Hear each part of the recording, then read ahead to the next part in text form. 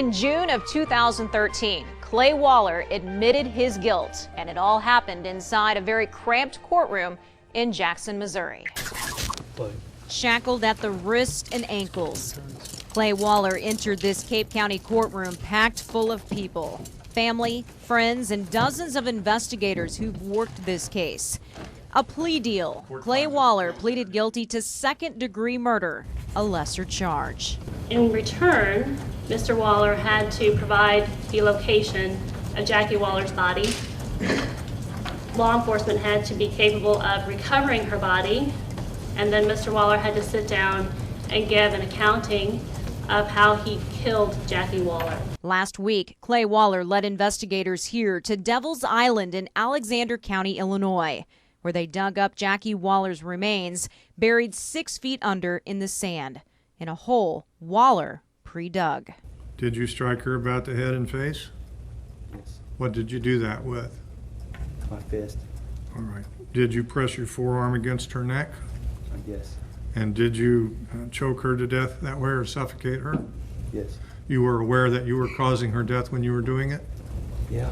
Jackie Waller's sister delivered the victim's impact statement. You just look like a skinny, washed up, murdering con man. Cheryl Brinicke now raising, along with her husband, Clay and Jackie Waller's 7-year-old triplets. They know you murdered their mother. We had to tell them that. Clay Waller's son, Maddox, also had a taped recording for his dad. I thought you were a good guy. Now I know you're not. You big fat jerk, you. I never want to see you again for my entire life. Not even on a picture. Not even on the TV. This is the last time you'll hear of me. We'll be there when they graduate, when they get married, and Bob will walk the girls down the aisle. While you sit there and rot. Was it worth it, Clay? Was it worth it? You robbed those children of the most beautiful, loving mother they could ever have. At the end of the hearing, Judge Ben Lewis had the final word. That you be remanded to the custody of the Missouri Department of Corrections to serve a term of 20 years of imprisonment. That is not what you deserve, but it will have to do. Jackie's family relieved this stage is over. It's finally here. That's what I can say. It's finally here. We can put her to rest and the kids will know where their mommy is. The Waller case was huge for local law enforcement, and we worked very closely with them throughout the whole thing and still do to this day. Right after the plea deal, I had a chance to sit down with 2 of the lead investigators who shared some new details about this case and how it affected them.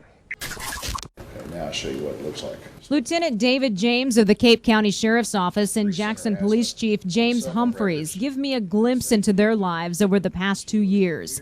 They used technology and good old-fashioned police work to build a case against Clay Waller. We knew right away that he was the prime #1 suspect. Clay Waller was set to stand trial in September. Even without a body, investigators felt good about the evidence. I felt confident that we could get a conviction because together everyone built a strong case. As for the key pieces of evidence, both officers point to this video. It shows Clay Waller hosing out and using 409 to clean this boat the night after Jackie disappeared. The way he was washing the boat and spent so much time on the center section of the boat, I think would have been really powerful evidence to a jury. A boat he admitted to launching in the Mississippi River to take Jackie Waller's body, which was in a trash can, to a beach area near Devil's Island in southern Illinois.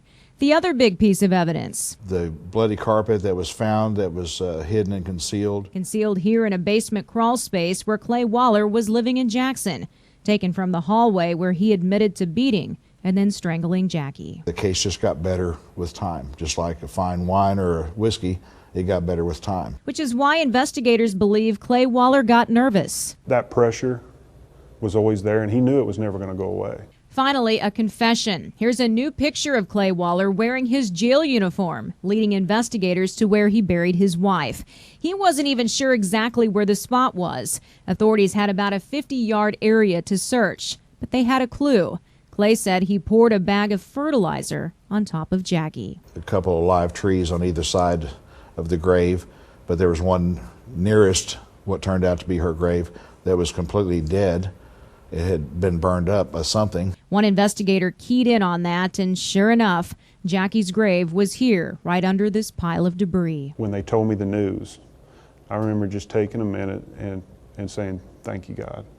Thank you." Everyone paused for a long moment of silence, and some prayers were said, and she was treated with dignity and respect. And this is likely the last known video of Jackie, seen here getting money out of an ATM for Clay. And then you see Jackie and Clay here together at a Cape pharmacy. She was buying his prescription. Authorities say Clay tricked Jackie, premeditated the whole thing. Perhaps the biggest case to hit Cape County, and one these officers will never forget. Definitely the biggest in my career. While Clay Waller was sentenced to 20 years in prison, law enforcement had hinted it may not be over for him. Waller would end up in a courtroom once again.